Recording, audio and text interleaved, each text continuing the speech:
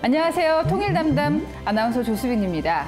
현지 시간으로 지난 19일 미 국무부 청사에서 아주 의미 있는 영화 한 편이 상영됐습니다. 만약에 북한 김정은 위원장이 영화를 봤다면 굉장히 불쾌했을 것 같은데요.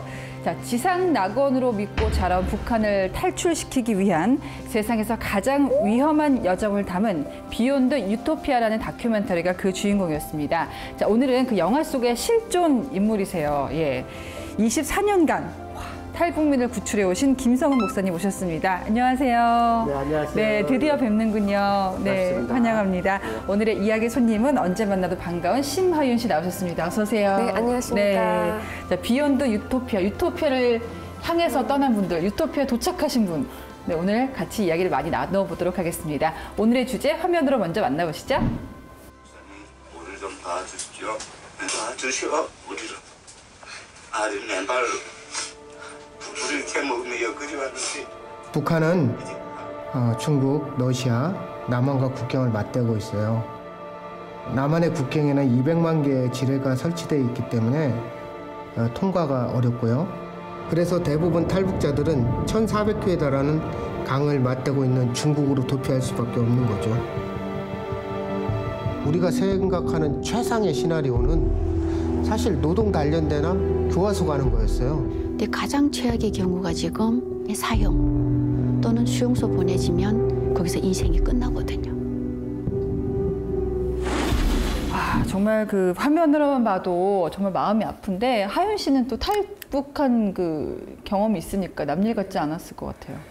근데 그때 당시를 만약에 그런 길을 간다는 걸 알았으면 내가 탈북이라는 걸 선택할 수 있었을까? 모르는 게 약이라는 말이 있지 않습니까? 그 고통이 또 그 길이 얼마나 험난한 길인지 사실 북한을 출발할 때 알았으면 이 길을 선택하지 못했을 겁니다. 그만큼 안정적으로 왔다는 것에 너무 감사한 일이죠. 저희는 탈북하신 분들만 만나니까 또 거기 실패하신 분들 저희가 만날 수가 없잖아요. 맞습니다. 그 영화가 인기를 모으면서 출연했던 가족들 잘 지내나 좀 궁금하게 생각하는 분들이 많으신데 영화에 출연하신 분들은 지금 어떻게 지내고 있는지 혹시 알고 계세요? 한국에 와서 뭐 저희 교회에 출석도 하고 있고요. 자주 또 아이들하고 저하고 이제 소통도 하고 지내는데요. 네.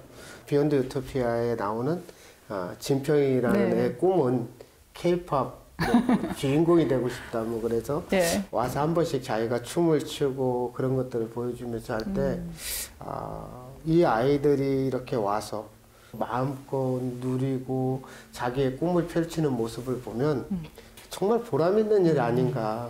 저는 늘 그 모습을 보면서 기뻐하고 있습니다. 말씀은 그렇게 하시는데 고생하신 정도가 아니잖아요. 그러니까 정말 20년도 넘는 세월 동안 1,000명이 넘는 북한 주민들 탈북을 도우셨다고 제가 들었습니다. 또 비욘드 유토피아도 그런 활동에서 나온 영화인데 처음 이 활동을 하게 된 계기가 따로 있으셨나요?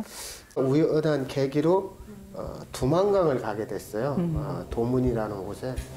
그쪽에 이제 장마가 좀 이렇게 비가 많이 오고 장마처럼 아닌데 비가 많이 왔는데 그 두만강에서 시체가 떠내려오는 거예요. 근데 뭐 시체가 퉁퉁 불었다 참 방송에서 말하기 뭐한데 그런데 너무 충격적인 게 중국 그 군대들이 그 긴 막대기로 북한 주민들을 막 북쪽으로 그냥 밀어버리는 거예요. 같은 사람인데. 죽은 사람들은. 근데 저는 또 외국인이라서 말은 못해주면 그 굉장히 마음이 아프더라고요. 그래서 내가 물어보니까 이게 북쪽 사람들이라고. 중국 사람들이 이렇게 될 리가 없다고. 그래서 밀어버린데 정말 충격받은 게 거꾸로 북한 군대가 그럼 자기 군민이면 땅에 묻어줘야 되는데 자기네들도 다시 막대기를 중국으로 밀어버리는 거예요. 네. 그래서 그 시체들을 처리 못하고 결국은 왔다 갔다 하다 며칠 가보면 이제 두만강 물에 그냥 가라앉으면 그 사람은 시체도 못 찾고 영원히 그렇게 되는 모습들이 정말 제 가슴이 아팠는데 갑자기 그러고 있는데 북한에서 한 여자가 탈북을 해서 왔어요. 자기는 처음 한국 사람을 봤고 그리고 이렇게 덩치가 있고 키도 그렇고 그래서 너무 이렇게 마른 사람만 보다가 고난한 건데. 그래서 그렇게 네, 했구나. 저를 보고는 우리 장군님처럼 생겼으면 짱이다 그러면서 이제 저를 졸졸졸 따라다녔어요. 그 분하고 사실은 지금 저희 아내가 됐습니다. 진짜 그분이 아내가 되셨다고요? 네네. 네. 그래서 그렇게 만나서 하다 보니까 사람이 같이 있다 보니까 정이 들지. 예, 정이 들고 또 풍채도 좋으시고. 눈에 콩깍지가 서로 그러니까. 껴서 젊은 남녀인데 이제 또. 이 여인을 어떻게 데리고 갈까? 그래서 몽골 사막으로도 가보고 베트남 국경을 넘고 미얀마 국경을 넘어보고 라오스 국경을 넘어보고 그러면서 어떻게 데려가면 안전하게 데려갈까? 그게 그다음- 첫 시작이었네요. 네, 그래서 막 다 말씀드릴 수 없지만 비행기를 타고 한국에 왔어요. 네. 근데 이제 한국에 딱 도착하고 나니까 중국에 있던 아내 동료들이 나도 해달라고. 너무 가냐. 나도 살려달라. 그래서 정말 탈북이라는 걸 탈출을 시도를 못 해봤는데 그래서 우리 아내가 울면서 그러는 거예요. 저 친구는 나하고 북한에서부터 혈서를 써가지고 친구로 살기로 맹세를 했고 그래서 또 그분을 구해왔더니 그분이 우리 어머니 좀 구해달라. 그 어머니를 구해왔더니 또 근데 진짜 구해달라. 아내분 너무 좋아하셨나 봐요. 네. 사실은 탈북민들을 구출해 주려면 무엇보다도 재정이 필요하잖아요. 근데 아내가 한국에 와서 아이를 낳았어요. 아들을 낳았는데 탈북민들을 구출하려고 자금을 좀 교회 은사 목사님이 밤 11시인데 내가 내일 시간이 없다. 그러니까 좀 빨리 내려와 돌라. 그래서 저희들 생각에는 왕복 한 3시간이면 되니까 아이를 좀 많이 좀 먹이고 빨리 갔다 온다고 갔다 왔더니 이제 아이가 거의 이제 숨이 넘어가고 있더라고요. 그래서 제 인생의 가장 힘든 날이었죠. 누구를 살리려고 내 아이를. 내 아이를 먼저 이렇게 보낸다는 그게 정말 제가 너무 미운 거예요. 사실 아내는 죽겠다고 40일을 금식했어요. 그래서 정말 그때는 내 인생의 최대 위기였고 정말 죽을 것 같았어요. 근데 아이를 갖다가 화장하고 바다에 뿌리면서 이렇게 약속했죠. 아들아, 네가 7년밖에 못 살았지만 너의 나머지 인생만큼 우리 부부가 최선을 다해서 더 많은 생명을 살리겠다. 사실은 원망해서 사실 그때 이제 신념으로 바뀌어서 그때부터 이제 탈북민들을 직접 들어가서 제가 정글을 넘고 멜콩강을 넘고 그렇게 구출하고 세계 최초로 배로 탈북민들을 구해오는 것. 그 일을 저희들이 하면서 저희가 지금 어떻게 일을 시작하게 되셨는지 이제 질문을 하나 던졌을 뿐인데 쫙 나오면서 드라마 한 편을 본 것 같아요. 진짜 너무 저는 처음에 약간 장난치려고 그랬거든요. 목사님한테 사랑에 빠져서 탈북 도와주는 걸 시작하셨구나 했는데 이렇게 가슴 아픈 이야기가 숨어 있었습니다.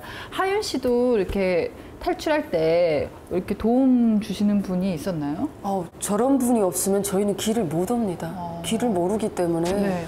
그리고 데리고 어디까지 해서 정글로 올라서서 어디 그 배 타는 데까지 메콩강까지 한 10시간을 같이 동행하는 하윤 씨도 분들이 그렇게 있어요. 나왔어요? 네, 저도 있어요. 그래서 2명, 3명이 달라붙어서 그 길을 한 12명이 한 조가 되는데 그 길을 전 10시간 걸었습니다, 목사님. 근데 죽을 것 같은 거예요. 진짜 마지막 끌려왔어요. 모르니까 왔다고 했죠. 모르니까 왔거든요. 근데 다시 그분이 넘어간다는 소리.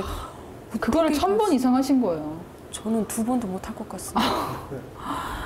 대단하십니다. 정말 얼마나 저희가 짧게 말씀을 드리니까 그렇지 얼마나 많은 이야기들이 있었을까 싶은데 지금 너무나 건강해 보이시는데 놀라운 얘기를 들은 게 목에 철심 9개가 박혀 있다고. 한국에선 그 전에 그 헌옷들이 아파트에 그 수거함이 없고 많이 쌓여 있었어요. 그래서 그것을 이제 이민 가방이 있어요. 이렇게 1단, 2단, 3단 축축 늘어나는 거기에다 담으면 한 40kg 돼요. 네. 그러면 이쪽으로 메고 이쪽으로 메고 또 머리에다 이면 한 120kg까지 옷을 갖고 갈 수 있었어요. 그전에는 이제 배로 갈 때는 그 무게 제한이 없었거든요. 네. 그래서 될 수 있는 한 많이 갖고 가는 이유는 뭐냐면 북한의 그 산악을 막 넘어오다 보면 옷이 찢기고 뭐 드러나고 막 이래요. 그러면 중국에 딱 넘어오면 사람들한테 딱 보이는 거죠. 딱 보이는 거죠. 그래서 빨리 갈아입혀. 옷을 갈아입히면 사실 중국 사람이나 한국 사람이나 북한 사람이나 약간은 좀 그러지만 비슷하니까. 한국 옷을 딱 입혀놓으면 저 사람이 탈북자보다는 또 한국에서 온 사람같이 보일 수도 있고 그래서 두만강에서 제가 그 겨울에 이 목을 메고 갔던데 이 벌러덩 뒤로 넘어지면서 어떻게? 목 졸리는 거 아니에요? 목을 꺾여버린 거예요. 그래서 9시간 반을 수술했죠. 제가 너무 아파. 그래서 이제 그래서 첫 심을. 라오스에 또 베트남 국경을 넘으면서 3번을 절벽에서 떨어져서 3번을 허리 수술하고요. 마지막으로 이제 제가 탈북 고아들을 데려오면서 이제 그 아이들을 입양을 했는데 그 고아 아이들 데려올 때 이제 또 그때도 절벽에서 떨어져서 그때는 이 쓸개 담낭 수술을 해서 이제 한간에서 저보고 쓸개 빠진 목사다. 그래서 웃음이 많다. 저는 듣는데도 무섭거든요. 죽는 게 두렵지 않으세요? 저가 가장 무서움을 많이 타던 사람이에요. 사람을 구출하고 탈북민들을 그러면서 제가 두려운 만큼 우리 탈북민들 얼마나 두려운지 몰라요. 근데 같이 동행하면 이게 또 힘이 되더라고요. 네. 그래서 저도 이 자리에서 얘기하기 뭐하지만 정말 가족한테 미안했어요. 저희 어머니가 이제 신앙생활을 하다 보니까 아들이 목회자인데 저렇게 고생한다. 그래서 어머니가 사실 중국에 들어가서 탈북자들을 구출하는데 도와주다 어머니가 잡혀서 감옥에 갔어요. 그때 이제 친어머니가 감옥에 가 있으니까 제가 얼마나 마음이 아팠겠어요. 우리 여동생이 중국에서 사업을 했는데 탈북자들을 데리고 오려면 또 자금이 필요하잖아요. 그 자금을 대다가 또 한국으로 추방하고. 그러니까 이 집안에 밑 빠진 독이셨던 네. 거예요. 가족들 입장에서. 그리고 정말. 막내 동생은 연변대학에 다녔는데 탈북민들을 보호하는 그 집을 하고 있다가 추방해서 오고. 아유. 또 우리 네. 조카는 탈북민들을 태우고 운전해서 남쪽으로 데려가는 일을 하다가 북경대학에서 그만두고 또 한국에 오고. 그래서 사실 탈북민들은 저에게 모든 인생을 바친 그런 존재들입니다. 그리고 소중한 아들을 잃는 그런 아픔 속에서도 이렇게 많은 사람들을 구해냈다는 게 정말 가슴이 숙연해집니다.